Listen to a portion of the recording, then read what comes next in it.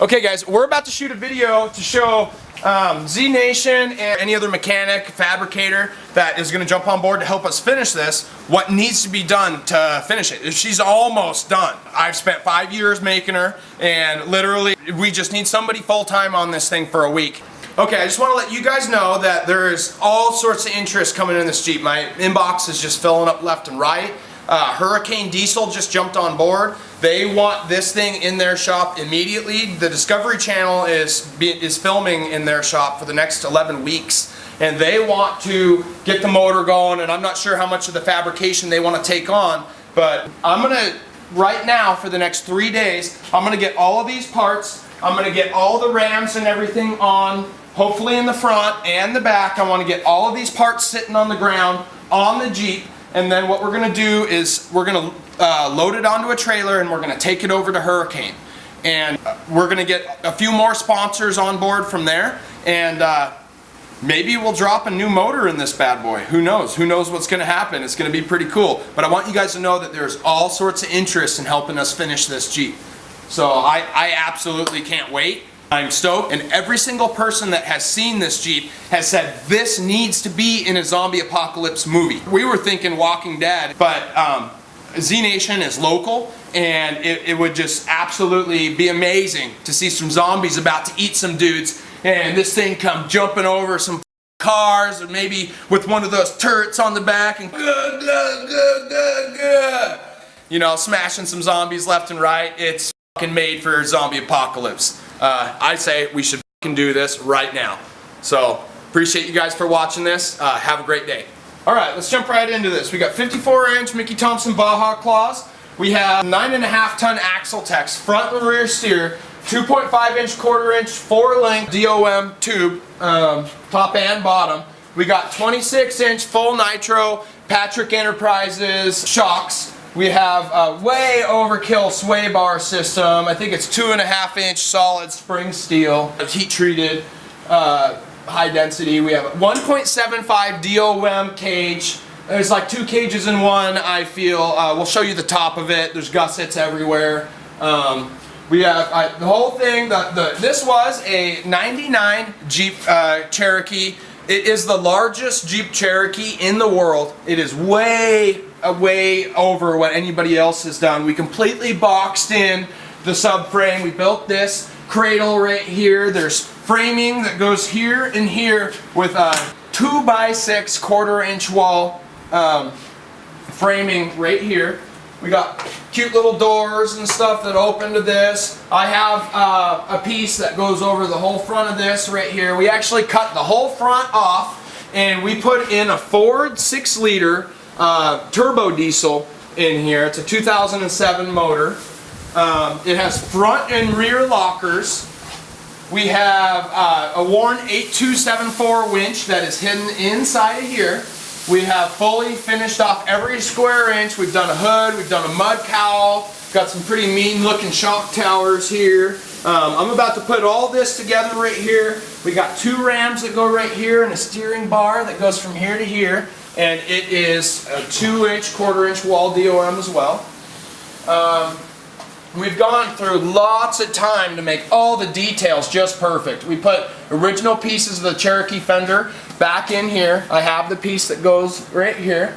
And we have all the doors to go back on here if we need. One of the projects after we get this going is we're making some bar doors right here. We're going to make these bar doors fold down into a ladder. We'll climb up on them, we're going to push a button, and the winch is actually going to pull the bar door up into here and actually protect you.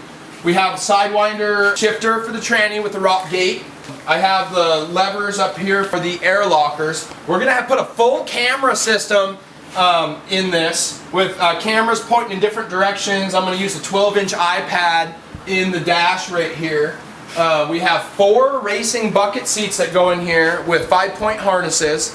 I think I'm going to get Hans devices for the front 2 seats, if not the back seats as well. We're waiting on a transfer case from Trailworthy Fab. It's been about 5 months behind. I'm sure Andy's going to come through here soon and help us out with it. But it's going to have a 1-to-1, a 1-to-1.5, and a 1-to-3.9, which is where we're going to pull the wheelies. After Hurricane gets us hooked up with their 650 horsepower, like what, 1,000 torque, 6-liter, maybe. We're working that into the deal. And we have a aluminum Griffin, I don't know what it is. It's a big damn radiator. And we have 2 really gnarly SPAL fans right here. They suck the air in and they push them out. They're loud and it's pretty cool. We have the Warn M8000 winch hidden back here in the rear bumper. And we have 4 battery bays right here for 4 giant batteries with op gauge, oxygen free, actually used welding cable. And we have these cute little doors right here that open to put a little bit of gear in here. And this thing is gonna have lights all over it. We're gonna have lights pointing back, lights pointing forward. We're gonna have rock lights and interior lights with some RGBY color changing lights. And I'm gonna put some subwoofers and 6x9s in here, and I'm gonna have the lights kind of bounce to the music a little bit. Okay, this motor previously had a miss. It was missing on a cylinder. I got it because I figured that the guy maybe didn't know what he was doing and it was probably an injector or something like that. We pulled all the injectors. We put new seals on all of them. We put them back in. I lost one of the bolts for the oil rail, and Ford does have it sitting on their shelf. We just need to put that bolt in. We need to put the valve covers back on, and then we need to start putting this top of this motor back together.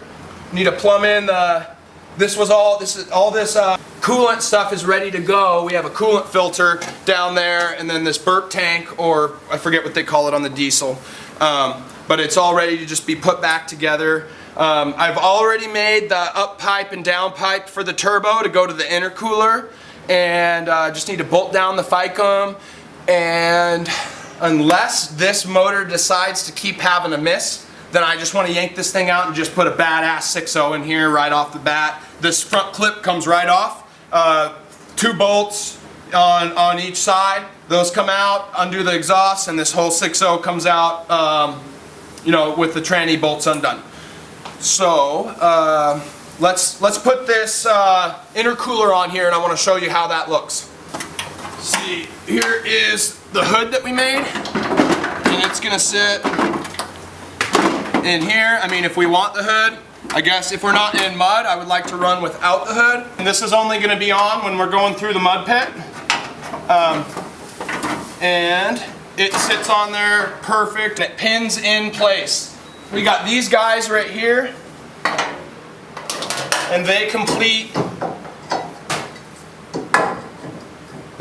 this right here, and then this mud cowl bolts on right here.